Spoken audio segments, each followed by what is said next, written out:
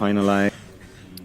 نختم الآن المؤتمر الصحفي مع المدير الفني لفرنسا ديدييه ديشام. من فضلكم ارفعوا أيديكم، اذكروا اسمكم واللغة التي ستطرحون بها السؤال والملفت الإعلامي. مساء الخير، ديدييه باتيس ديبري من فيغارو. مبارك لكم الفوز والوصول إلى النهائي. كما نعرف فمن الصعب أن تظلوا دائما على رأس هرم كرة القدم. هذا الفوز أيضا بعد الأربعة سنوات التي مضت منذ كأس العالم الأخيرة، كيف تفسره؟ ماذا تقول للرئيس الذي حضر اليوم؟ أنا دائما أشعر بالفخر عندما أحقق مثل هذه النتيجة، لأنه من الجيد أننا وصلنا الآن إلى النهائي يوم الأحد. الفوز لم يكن سهلا اليوم، نحن أثبتنا جدارتنا وروحنا الرياضية وروح الفريق، وكان علينا أن نبذل قصارى جهدنا اليوم. أيضا كان هناك لحظات صعبة في أثناء المباراة. كمدير فني أنا راض عن أداء اللاعبين وأنا فخور جدا بهم. أنا لا أفكر بنفسي ولا أضع نفسي أولا، ولكن بالطبع هذا النجاح هو نجاح اللاعبين. وبالنسبة لي رسالة إلى الرئيس ماكرون، لا أعتقد أنني أستطيع أن أقول لكم هنا شيئا لم أقوله له شخصيا عندما أتى إلينا. غندل كولماني كان بطل نهاية المباراة. هل داي وأدغيان سيرجعان يوم الأحد؟ دايو سيكون في صحة تسمح ولياقة تسمح له باللعب، ولم يكن على ما يرام اليوم، ولكنه سيعود. منذ يوم السبت كان يشعر بتوعك لمدة 3 أيام، ولكن رجع إلينا بعدها، والبارحة كان يشعر ببعض الحمى ولكنه في مرحلة التعافي. وبالنظر إلى المباراة الصعبة التي كانت أمامنا اليوم، أنا قررت ألا يلعب وأن يلعب كونتي بدلا منه، لأني أعرف أنه أثبت حتى الآن أنه على مستوى يليق بهذه البطولة. أدغيان غابيون كان يشعر بالتوعك، كان أفضل قليلا اليوم بعد الظهر، ولكنه لم يكن 100%، ولهذا السبب بقي بالفندق. ونحن لدينا الآن 4 أيام استراحة، وأعتقد أنه سيكون على ما يرام يوم الأحد.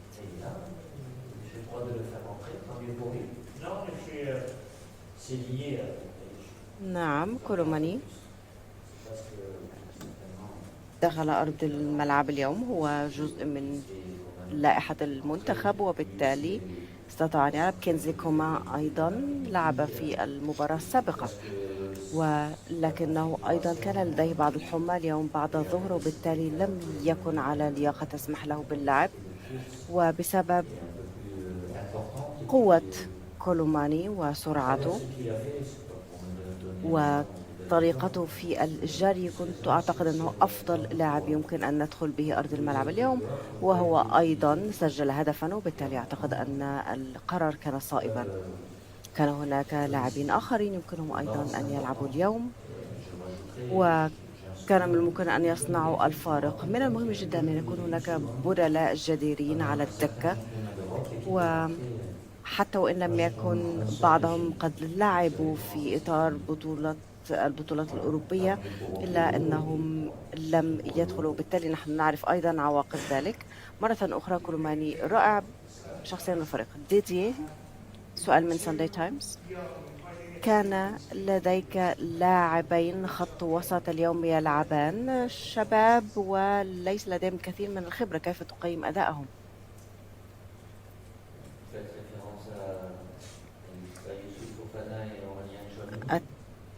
تعني فوفانا وتشيميني؟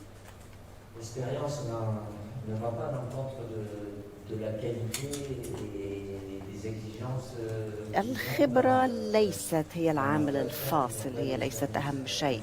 هما لاعبان يتمتعان بالكثير من المهارة، ربما ليست لديهما خبرة على الساحة الدولية، ولكن هما يستحقان الوجود هنا. هم محاطان بلاعبين لديهم الكثير من الخبرة، وهم لديهم إمكانيات مهولة ومهارات عالية كما قلت.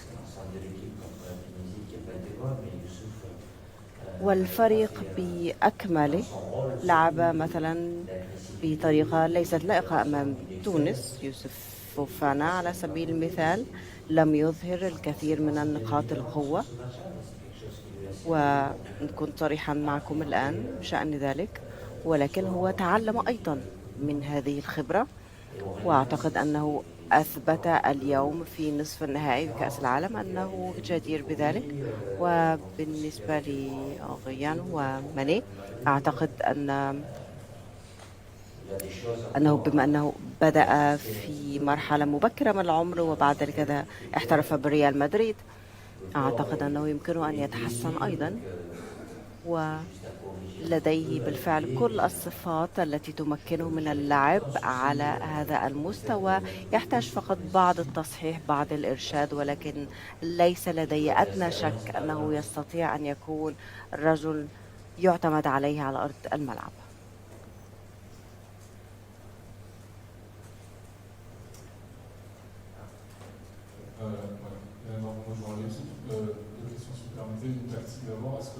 سؤال من الكيب. لدي سؤالين. هل ماركوس تيرام ودخوله اليوم هل صنع الفارق؟ لأن جازمان قال أنه ساعد في ناحية اليسار. وشخصيا لديك الآن إمكانية أن تقوم بإنجاز لم يقم به رجل في تاريخ كرة القدم، أن تكسب كأس العالم مرتين كمدرب ومرة كلاعب. ماذا تقول عن ذلك؟ عندما نبدل اللاعبين الأمر دائما هو اختيار تكتيكي، لأن يجب أن نغير تشكيلة الفريق وخطة اللعب، وبالتالي أيضا نعم كان من الممكن أن تواجهنا مشاكل، ولكن على الناحية الأخرى أعتقد أننا بالفعل واجهنا الخصم بطريقة جيدة، وخلقنا أيضا فرصا في الشوط الثاني. ولكن نعم نحن قررنا أن نضع ماركوس على ناحية اليسار لنستطيع أن نمكن كيليان إمبابي من البقاء في المقدمة، وربما أيضا يحتفظ بقليل من طاقته. الأمر كان يتعلق أكثر بالتوازن، وبما أن أوليفي لعب منذ 4 أيام وكان مرهق، وأيضا أصيب في ركبته نهاية المباراة، أخرجناه لهذا السبب واستبدلناه. كان يحتاج إلى قسط من الراحة. ماركوس تيرام لعب جيدا جدا عندما دخل أرض الملعب على ناحية اليسار، وهو أرانا أيضا قوته كلاعب، وأجبر المغرب على التقهقر أمام قوته. وأما بالنسبة لي وبالنسبة لهذا الإنجاز الذي تحدثت عنه،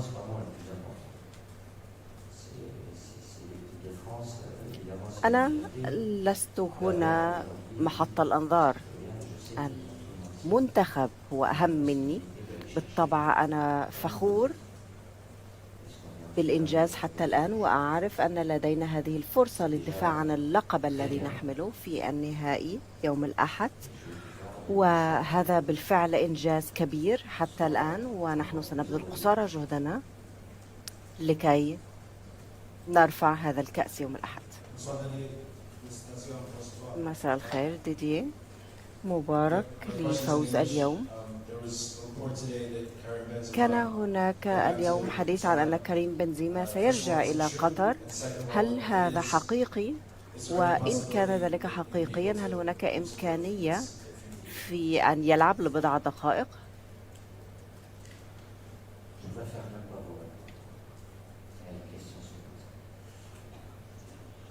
لا أريد أن أجيب عن هذا السؤال في الحقيقة. السؤال التالي. أنا آسف. السؤال التالي.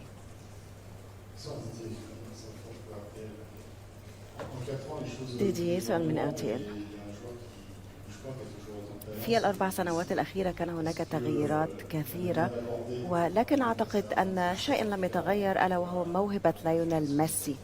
ما الذي تعتقده في المباراة ضد الأرجنتين؟ هل ستكون مباراة مختلفة بالمقارنة بالمباراة منذ 4 سنوات؟ وأنت تقول أن كينغزلي كومان كان يعاني أيضا من الحمى. هل تخشى أن تنتشر العدوى لأنكم تقيمون مع بعضكم البعض؟ هل ربما هناك لاعبين آخرين مصابين؟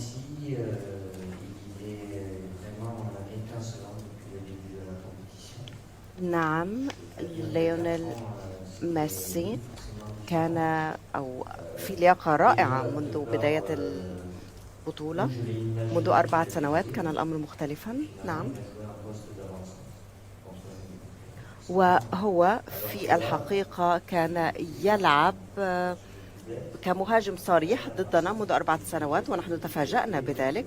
وهو الآن يلعب خلف المهاجم الصريح، وهو في الحقيقة يستلم الكرة كثيرا، يجري أيضا كثيرا، وهو أحد أفضل اللاعبين على مستوى العالم بطبيعة الحال، وأثبت ذلك أكثر من مرة. ونحن سنحاول أن نحيد خطره وأن نحاول ألا يؤثر على المباراة.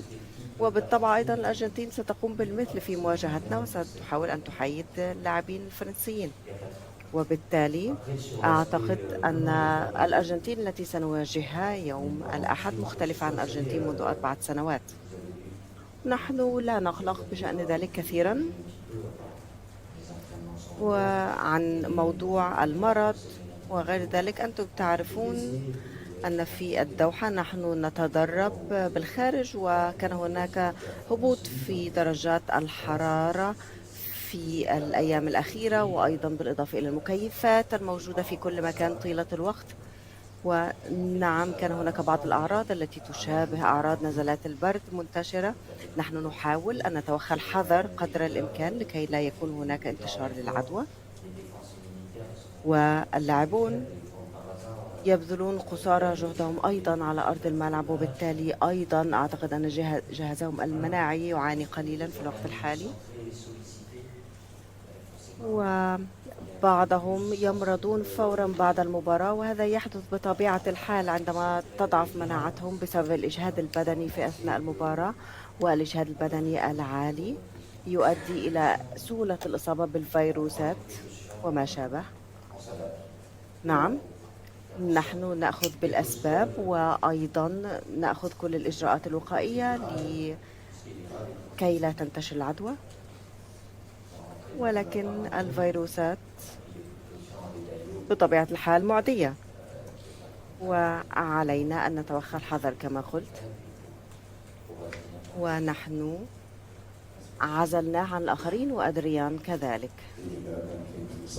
مساء الخير، دانكينغ من ألسان. بالرغم من الهدف المبكر اليوم، ولكن أعتقد أن المغرب سببت لكم الكثير من القلق والمشاكل. رأينا ذلك في الأداء. هل أداءكم كافي لكي تكسبوا يوم الأحد؟ وهل سيكون الأمر مختلفا وأصعب ضد الأرجنتين؟ هل تعتقد أنكم سترفعون الكأس مرة أخرى؟ الأمر دائما معركة على أرض الملعب. نحن رأينا فريقا